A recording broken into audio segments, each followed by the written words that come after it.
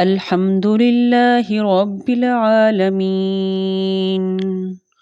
والصلاة والسلام على رسوله الكريم أما بعد فأعوذ بالله من الشيطان الرجيم بسم اللہ الرحمن الرحیم رب اشرح لي صدري ويسر لي أمري واحلل عقدة من لساني يفقهوا قولي۔ السلام علیکم ورحمۃ اللہ وبرکاتہ۔ معزز سامعین، اللہ رب العزت نے بے پناہ خزانے ہمیں عطا کیے ہیں۔ اللہ رب العزت نے بے شمار نعمتیں ہمیں عطا کی ہیں، اور وہ ایسی نعمتیں ہیں جن کے بارے میں ہمیں کچھ پتہ نہیں، ہم نے کبھی توجہ ہی نہیں کی اس طرف، ہم نے کبھی غور ہی نہیں کیا۔ رب کعبہ کی قسم، سورہ رحمان میں اللہ رب العزت نے ایسے ہی کہہ دیا، فَبِأَيِّ آلَاءِ رَبِّكُمَا تُكَذِّبَانِ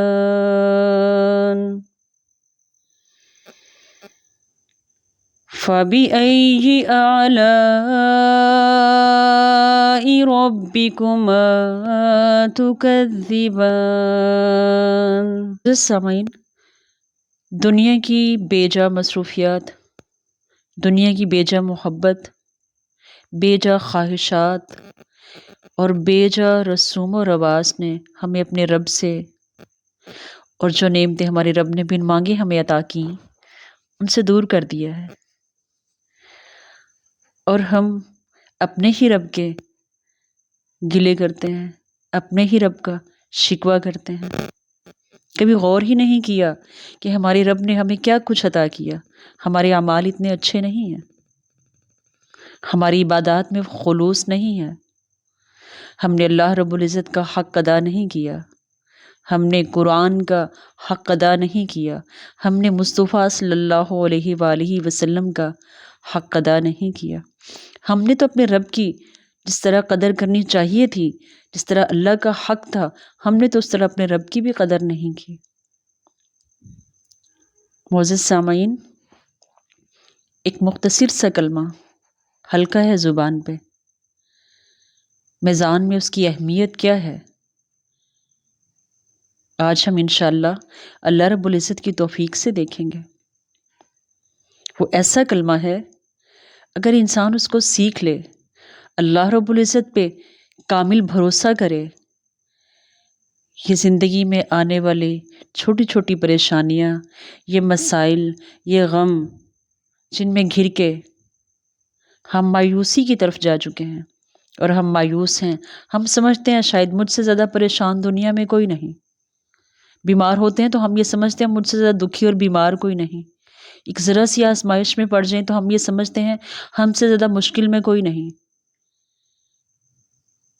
چھوٹی چھوٹی پریشانیوں اور غموں پہ مایوسی کی دلدل میں دھنستے چلے جاتے ہیں، اور ہمارا دشمن رذیل شیطان یہی تو چاہتا ہے، اور ہم اس کی مرضی اور منشا پہ پورے اتر رہے ہیں۔ معزز سامعین، افضل الدعا، شکر کا کلمہ، ایک سیکنڈ میں آپ ایک بار کہہ سکتے ہیں، مکمل بھروسے اور یقین کے ساتھ اگر آپ ایک بار کہتے ہیں الحمدللہ۔ میرے مصطفیٰ صلی اللہ علیہ وآلہ وسلم نے کیا فرمایا؟ الحمدللہ تملأ المیزان، الحمدللہ میزان کو بھر دیتا ہے۔ کس میزان کو بھر دیتا ہے؟ اللہ رب العزت کے میزان کو۔ اس میزان کو بھرنے کے لیے ایک چھوٹی سی مثال آپ کے سامنے رکھوں گی۔ یہ جو 14 طبق ہیں اور جو کچھ ان کے درمیان میں ہے، اس سارے کو اگر اس میزان کے ایک پلڑے میں رکھا جائے تو وہ پلڑا نہیں بھرتا ہے۔ آپ ایک بار مکمل یقین کے ساتھ، بھروسے کے ساتھ، پورے خلوص کے ساتھ، خشوع و خضوع کے ساتھ، محبت کے ساتھ اللہ سے راضی ہو کے کہ اللہ جو بھی میری تقدیر میں تو نے لکھا، جو بھی تیرے فیصلے ہیں، میں سب پہ راضی ہوں، الحمدللہ، میزان کو بھر دیتا ہے۔ اور صرف میزان ہی کو نہیں بھرتا، ذرا اپنی زندگی میں اس کی لذت اور خوبصورتی بھی دیکھیے گا۔ ابو موسیٰ عاشری رضی اللہ عنہ بیان کرتے ہیں، ترمذی کی حدیث ہے 1021، اللہ رب العزت جب کسی مومن کی بات کی، جب کسی مومن کا نابالغ اولاد واپس لے لیتے ہیں اس سے، اور اس غم میں، اس تکلیف پہ وہ جب کہتا ہے الحمدللہ، وہ اپنے رب سے کیا پاتا ہے؟ اللہ رب العزت روح قبض کرنے والے فرشتے سے پوچھتے ہیں، جب تو نے میرے بندے کے لخت جگر کو لے لیا، اس وقت وہ کیا کہہ رہا تھا؟ وہ جواب دینے والے کیا جواب دیتے ہیں اللہ رب العزت کو؟ اے اللہ، جب اس کے لخت جگر کو ہم نے اس سے واپس لے لیا، وہ اس وقت تیری ہی تعریف کر رہا تھا، وہ کہہ رہا تھا الحمدللہ، انا للہ و انا الیہ راجعون۔ اللہ رب العزت کی طرف سے جواب آتا ہے، میرے اس بندے کے لیے جنت میں ایک گھر اس بات پہ انعام ہے کہ اس نے تکلیف اور غم میں بھی اپنے رب کا شکر ادا کیا، اور اس گھر کا نام کیا ہے؟ بیت الحمد۔ اب یہاں میں توجہ چاہوں گی معزز سامعین، ہماری تقدیر کے فیصلے کس کی مٹھی میں ہیں؟ اللہ رب العزت کی مٹھی میں ہیں۔ کائنات کی ترتیب اور تخلیق سے بھی پہلے 50,000 سال میری اور آپ کی تقدیر لکھی جا چکی ہے، ہماری تقدیر کے فیصلے ہو چکے ہیں۔ پھر مومن کا معاملہ کتنا عجب ہے کہ وہ اس خسارے پہ اگر صبر اور شکر کرتا ہے، اپنے رب کی رضا میں راضی رہتا ہے، تو اسی مشقت پہ، اسی غم پہ اللہ رب العزت کیا بھلائیاں اس کے لیے اتارتا ہے۔ معزز سامعین، گلے اور شکوے کرنے سے بھی مصیبت ختم تو نہیں ہو جاتی، آہوزاریاں کرنے سے، رونے دھونے سے، ماتم کرنے سے تکلیف کم نہیں ہوتی بلکہ بڑھ جاتی ہے۔ انسان جب مایوس ہوتا ہے، ایسی بیماری میں پڑ جاتا ہے، ایسی ہلاکت میں پڑ جاتا ہے، کسی پل اس کے دل کو اطمینان اور چین نہیں۔ ہم اگر یہ چاہتے ہیں کہ اللہ کے فیصلوں پہ ہم راضی رہیں اور بہترین اجر بھی پائیں اپنے رب سے، تو پھر جو فیصلے ہمارے رب نے ہمارے نصیب میں لکھ دیے ہیں، اس پہ الحمدللہ کہنا، غم میں، دکھ میں، بیماری میں، پریشانی میں صرف یہ نہیں کہ کمی واقع ہو جاتی ہے، اللہ رب العزت ایسی برکتیں، ایسی رحمتیں اتارتا ہے، انسان کے دل پہ ایسی سکنیت اترتی ہے الحمدللہ اس کلمے سے، کہ بیماری میں بھی لذت ہے، بھوک اور پیاس میں بھی لذت ہے، دکھ میں بھی لذت ہے۔ کیوں؟ کہ مومن کا معاملہ بڑا عجب ہے۔ میرے مصطفیٰ صلی اللہ علیہ وآلہ وسلم نے کیا کہا؟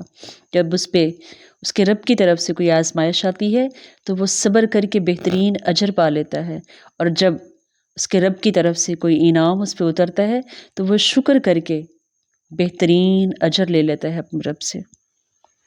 تو معزز سامعین، یہ خوبصورت سا کلمہ زبان پہ بہت چھوٹا سا ہے، بہت آسان ہے، ہم ایک سیکنڈ میں کہہ سکتے ہیں الحمدللہ، زندگی کی ساری کڑواہٹوں کو ختم کر دیتا ہے، ساری تکلیف انسان بھول جاتا ہے، اپنے رب کو اتنا قریب محسوس کرتا ہے، ایسے لگتا ہے جیسے اللہ رب العزت غمگسار بن گیا ہو۔ اور پھر ایسا ہی محسوس ہوگا انشاءاللہ آپ کو بھی کہ یہ جو مشکل میری زندگی میں آئی ہے، یہ جو بیماری میری زندگی میں آئی ہے، یہ جو آزمائش میری زندگی میں آئی ہے، مجھے میرے رب کے قریب کرنے کے لیے ہے، میرے درجات کو بلند کرنے کے لیے ہے، بیت الحمد کے گھر کی وراثت کے لیے ہے۔ تو مصیبت پہ چیخلے چلانے سے مصیبت کم نہیں ہوتی، بلکہ مایوسی اور بڑھتی ہے، شیطان خوش ہوتا ہے ہمارے اجر ضائع کر کے۔ تو انشاءاللہ العزیز آج ہم دیکھیں گے کہ مصطفیٰ صلی اللہ علیہ وآلہ وسلم کی زندگی میں الحمدللہ کی برکتیں اور کن مقام پہ آپ صلی اللہ علیہ وآلہ وسلم نے یہ خوبصورت کلمہ ہمارے لیے نصیحت فرمایا۔ الحمدللہ کیا ہے؟ یہ کلمہ شکر کیسا ہے؟ سب تعریف اس کے لیے ہے، اللہ رب العزت کے لیے۔ صرف انسان کا یہ ذہن بن چکا ہے، انسان کی سوچ یہ بن چکی ہے کہ جب اسے کچھ اچھا ملے، جب اس کی کوئی خواہش پوری ہو جائے، جب اس کی کوئی ضرورت پوری ہو جائے، جب من چاہا مل جائے، تو پھر صرف اس وقت الحمدللہ کہا جائے۔ بلکہ مومن کا مزاج کیسا ہونا چاہیے؟ نقصان پہ بھی الحمدللہ علی کل حال، فائدے پہ بھی الحمدللہ، بیماری میں بھی الحمدللہ، شفا پہ بھی الحمدللہ، غم اور فکر میں بھی الحمدللہ، عیش اور آرام میں بھی الحمدللہ۔ تو ہر حال میں ہمیں کس کے ساتھ جڑے رہنا ہے، کس کی تعریف کرنی ہے؟ اپنے رب کی، اپنے پروردگار کی۔ بسم اللہ الرحمن الرحیم۔ وَتَرَى الْمَلَائِكَةَ حَافِّينَ مِنْ حَوْلِ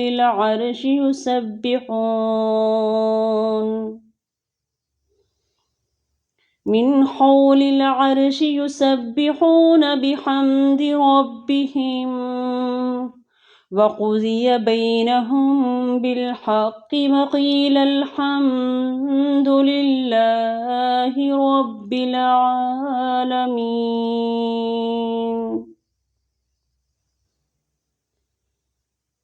سورہ زمر آیت نمبر 75۔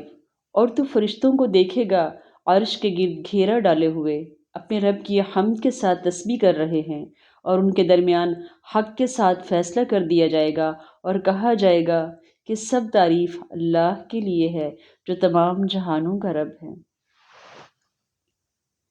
ثنائے رحمان پر بارگاہ الہی سے جواب۔ سیدنا ابو ہریرہ بیان کرتے ہیں، رسول اللہ صلی اللہ علیہ وآلہ وسلم نے فرمایا، اللہ تعالیٰ فرماتا ہے، نماز کو میں نے اپنے اور اپنے بندے کے درمیان نصف نصف تقسیم کر لیا ہے، اور میرے بندے کو وہ چیز مل جائے گی جس کا وہ سوال کرے گا۔ جب بندہ کہتا ہے الحمدللہ رب العالمین، تو اللہ تعالیٰ جواب دیتا ہے، میرے بندے نے میری تعریف کی۔ یہ مسلم کی حدیث ہے۔ سیدنا عبداللہ بن مسعود بیان کرتے ہیں، رسول اللہ صلی اللہ علیہ وآلہ وسلم نے فرمایا، کوئی بھی ایسا نہیں جس کو اللہ سے زیادہ اپنی تعریف پسند ہو، اسی لیے اللہ نے خود اپنی تعریف کی ہے۔ اب جو شخص اللہ رب العزت کی ہر غم میں، ہر فکر میں، پریشانی میں، خوشی میں، کسی نعمت کے، کسی انعام کے مل جانے پہ الحمدللہ کہتا ہے، یہ اس کا معمول ہے، یہ اس کی عادت بن گئی ہے، وہ اللہ رب العزت کو کتنا پسند ہوگا وہ شخص۔ ابو مالک اشعری رضی اللہ عنہ بیان کرتے ہیں کہ رسول اللہ صلی اللہ علیہ وآلہ وسلم نے فرمایا، الحمدللہ تملأ المیزان، الحمدللہ میزان کو بھر دیتا ہے۔ یہ مسلم کی حدیث ہے۔ اب دیکھیے میزان کتنا بڑا ہے، صرف ایک بار اتنا سا کلمہ الحمدللہ کتنا بڑا خزانہ ہے کوئی ہم میں سے جو غریب ہے، کوئی ہم میں سے ہے جو محتاج ہو، کوئی ہم میں سے ہے جو فقیر ہو، کوئی ہم میں سے ہے جو مایوس اور ناکام ہو، اب کوئی ایسا شخص ہے جو اپنے رب پہ راضی نہ ہو؟ اللہ کتنا مہربان ہے اس امت پہ، اللہ نے کیسے خزانوں کے منہ کھول دیے ہیں ہمارے لیے۔ اللہ رب العزت نے کتنی رحمتوں کے دروازے کھولے ہیں ہمارے لیے. اللہ رب العزت اس چھوٹے سے کلمے سے کتنا خوش ہوتے ہیں اپنے بندے سے کہ زمین اور آسمان ہر چیز مل کر اس میزان کو نہیں بھرتی ہے. مومن کے منہ سے یہ کلمہ الحمدللہ اس پورے میزان کو بھر کے رکھ دیتا ہے. اور ہم ہیں، ہمیں فرصت نہیں ہے.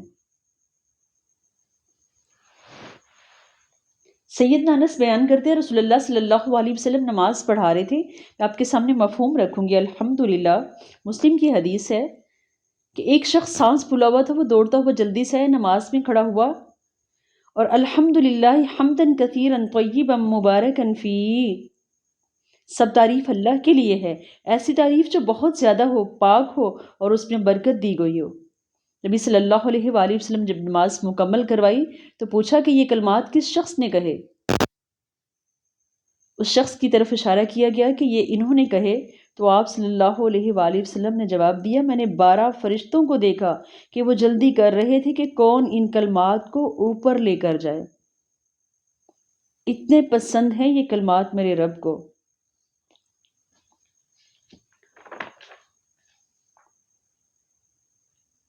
نبی صلی اللہ علیہ وآلہ وسلم کی ایک بہت خوبصورت عادت، بہت خوبصورت معمول آپ صلی اللہ علیہ وآلہ وسلم کا. سیدنا ربیعہ بن کعب بیان کرتے ہیں کہ میں رسول اللہ صلی اللہ علیہ وآلہ وسلم کے دروازے کے قریب سویا کرتا تھا، کیونکہ وہ آپ صلی اللہ علیہ وآلہ وسلم کے لیے وضو کا پانی مہیا کیا کرتے تھے. تو سیدنا ربیعہ بن کعب کہتے ہیں کہ رات کو بہت دیر تک آپ صلی اللہ علیہ وآلہ وسلم کے حجرہ مبارک سے 2 کلمات کی آوازیں میں سنا کرتا تھا، الحمدللہ رب العالمین، اور دوسری اللہ کی کون سی تعریف اور بڑائی، سمع اللہ لمن حمدہ. ترمذی کی صحیح حدیث ہے.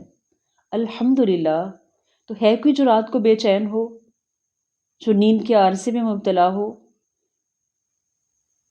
تو وہ بجائے پریشان ہونے کے، غمزدہ ہونے کے، مایوس ہونے کے، وہ اپنے رب کی حمد و ثنا کر کے تو دیکھے، وہ الحمدللہ کہہ کے تو دیکھے.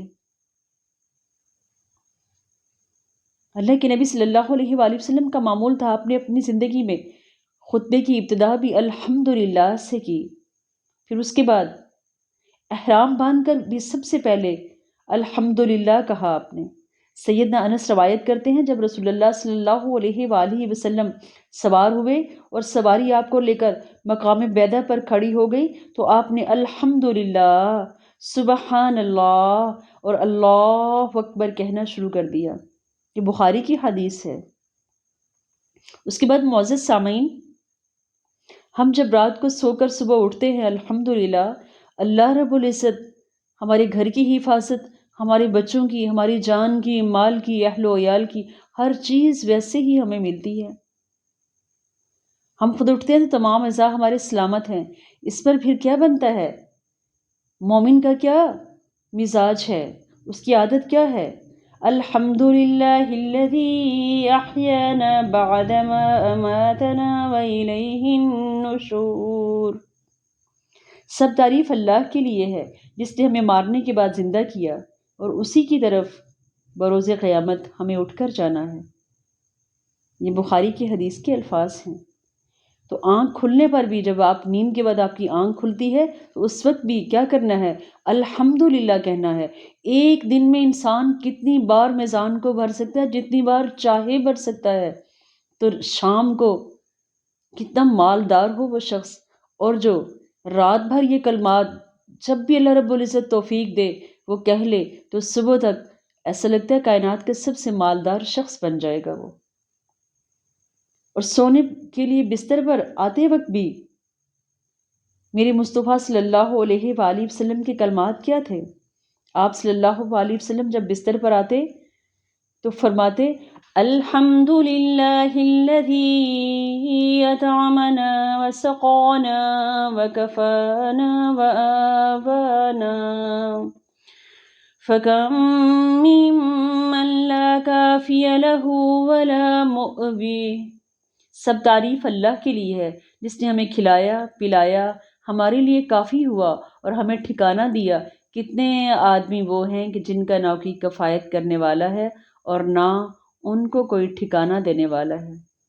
کہ مسلم کی حدیث ہے، تو رات بستر پہ لیٹتے وقت بھی الحمدللہ ہی سے دعا کی ابتدا کی، اس کے بعد کھانا کھانے کے بعد بھی الحمدللہ اسی کلمے کے ساتھ دعا ہے۔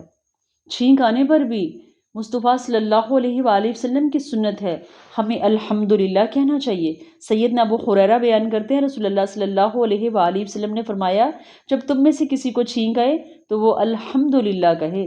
یہ بخاری کی حدیث ہے۔ اچھا خواب دیکھنے پر بھی ہمیں کیا کہنا چاہیے؟ الحمدللہ، اے اللہ سب تعریف تیرے لیے ہے۔ سیدنا ابو سعید خدری بیان کرتے ہیں کہ انہوں نے رسول اللہ صلی اللہ علیہ وآلہ وسلم کو فرماتے ہوئے سنا، جب تم میں سے کوئی ایسا خواب دیکھے جو اسے اچھا معلوم ہو تو وہ یقیناً اللہ کی طرف سے ہے۔ اس کے بعد بہتری اور بھلائی کی کوئی چیز دیکھیں، ہمارے دل کو کسی چیز سے خوشی ملتی ہے، اللہ رب العزت کی طرف سے کوئی نعمت ہمیں ملتی ہے، اللہ رب العزت کی طرف سے کوئی انعام ہماری زندگی میں اترتا ہے، کوئی بھی بھلائی ہم پائیں تو ہمیں کیا کرنا چاہیے؟ اللہ رب العزت کی حمد و ثنا بیان کرنی چاہیے۔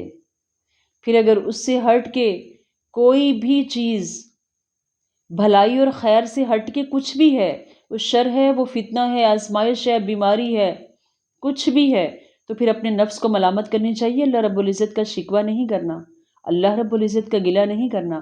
اللہ رب العزت نے اپنے اوپر ظلم کو حرام ٹھہرایا ہے۔ نبی صلی اللہ علیہ وآلہ وسلم کی اگلی سنت کیا ہے ہمارے پاس؟ آپ صلی اللہ علیہ وآلہ وسلم جب ابر کھل جاتا تو کیا کہتے؟ الحمدللہ۔ عائشہ صدیقہ رضی اللہ عنہا بیان کرتی ہیں کہ جب رسول اللہ صلی اللہ علیہ وآلہ وسلم آفاق میں سے کسی افق میں بادل آتا دیکھتے تو آپ جس کام میں بھی مشغول ہوتے، یہاں تک کہ خواہ نماز ہی کیوں نہ ہو، اسے چھوڑ کر بادل کی طرف مشغول ہو جاتے اور فرماتے اللہم انا نعوذ بک من شر ما ارسل بی، یا اللہ ہم اس چیز کے شر سے تیری پناہ میں آتے ہیں جو کچھ دے کر یہ بادل بھیجا گیا ہے۔ پھر اگر بارش ہو جاتی تو آپ 2 بار 3 بار فرماتے اللہم سیبا نافعا، یا اللہ اس بارش کو ہمارے لیے فائدہ مند بنا دے۔ اور اگر ابر کھل جاتا، بارش نہ ہوتی، تو آپ اس پر بھی کہتے الحمدللہ، اللہ رب العزت کی حمد و ثنا بیان کرتے۔ ہمیں معمول بنا لینا چاہیے اس بات کو۔ الحمدللہ یہ بہت بڑا خزانے والا کلمہ اللہ رب العزت نے ہمیں عطا کیا ہے، اور ہم ہیں کہ دنیا کی لذتوں میں پڑھ کے اللہ رب العزت نے جو انعامات، اللہ رب العزت نے جو بھلائیاں اور خیر ہمارے لیے آسان سی ایسے ہی اتار دی ہے، ہمارا کبھی اس طرف دھیان نہیں گیا۔ معزز سامعین، اس کو اپنی زندگی کے خوشی اور غم کے دونوں وقت کا بہترین نعم البدل سمجھ لیجئے، اس کلمے کو اپنے رب کی رضا سمجھ لیجئے۔ یہ بہترین دعا ہے، یہ بہترین شکر کا کلمہ ہے، اس کو لے لیجئے۔ اللہ رب العزت مجھے اور آپ کو عمل کی توفیق عطا فرمائے۔